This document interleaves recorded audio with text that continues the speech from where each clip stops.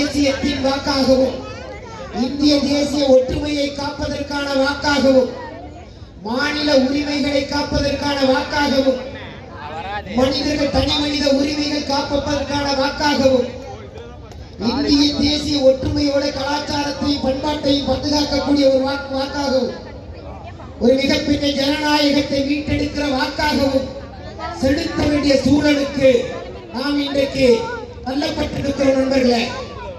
நண்பர்களே, மீண்டும் மீண்டும் உங்களிடம் சொல்லிக் கொள்வதெல்லாம் தேர்தல் என்பதும் ஜனநாயகம் என்பதும் ஒரு மாற்றத்துக்காக இருக்க வேண்டுமே தவிர 10 ஆண்டு காலமாக ஏமாற்றத்தை மட்டுமே கொடுத்த பாஜக அரசை இந்த மண்ணில் இருந்து அகற்றுவதற்கான ஒரு களமாகத்தான் இந்த தேர்தல். ஜனநாயகத்துக்கும் சனாதானத்துக்கும் நடக்கிற யுத்தம் இது. மீடியா வண்டியில கொஞ்சம் முன்னாடி போகலாம். அந்த வெளிச்சத்துக்கு மத்தியில தான் தலைவர் வண்டி நிற்கணும். கொஞ்சம் வழி விடுங்க. அனைத்து தலைவரும் ஊடகத்துக்கு தெளிவா தெரியணும்.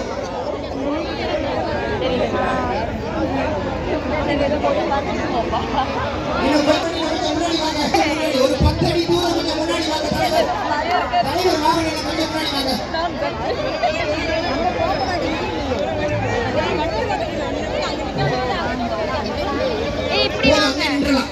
சட்டமன்ற உறுப்பினர் மாநகர் மாவட்ட செயலாளர் திரு கார்த்திக் அவர்களே, திமுகவின் நகர கழக ஒன்றிய கழக செயலாளர்களே மற்றும் இங்கே நாட்டுக்காகவும் தமிழகத்திற்காகவும் எல்லா கொடிகளும் ஒருங்கே நடக்கின்ற கூட்டணியைச் சேர்ந்த காங்கிரஸ் தொண்டர்களே, மதிமுக தொண்டர்களே, நாடு வளம் பெற வேண்டும், மக்கள் வளம் பெற வேண்டும், தெற்கு தேயாமல் இருக்க வேண்டும் என்பதற்காக என்னை போலவே இங்கே வந்திருக்கும், எந்த எதிர்பார்ப்பும் இன்றி வந்திருக்கும் மக்கள் நீதி மைய தோழர்களே, 2021 கோயம்புத்தூர் தெற்கு சட்டமன்ற தேர்தலில் எனக்கு தோல்வி என்றார்கள். நான் என்னால் என்ன செலவு செய்ய முடியுமோ அது மட்டும்தான் செய்தேன். ஆனால் அதை நான் தோல்வியாக பார்க்கவில்லை. வாக்கு எண்ணிக்கைகளை பாருங்கள்.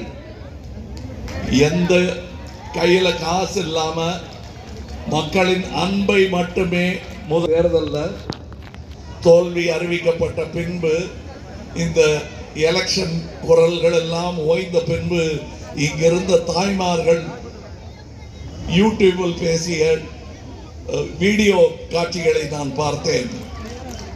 ஏங்க நாங்க போட்ட ஓட்டெல்லாம் என்ன ஆச்சுங்க,